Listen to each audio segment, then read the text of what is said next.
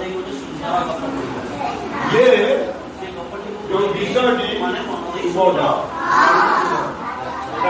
କଣ ଦେଖୁଛ? जो ଏଇ ସବୁ हमरा ପରିବା ସବୁ ଚିହ୍ନିଛ? पशु पक्षी गछ ଏଇଟା କଣ? ये सब विषय ବା ବଢିଆ ଜାଣିଛ।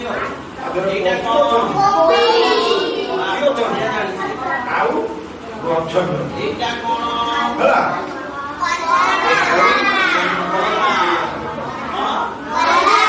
ଆମ ପାଠରେ କଣ ତମେ ଖାଇଛ ନା କଲରା?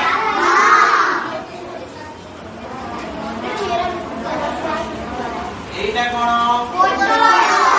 ପାଟି ଶୁଣିବ ନାହିଁ ମାନେ ଗୋଟେ ପରିବା କାଢି ଦେଖେଇଲ ଛୁଆଙ୍କୁ କୋଉ ପରିବାଟା?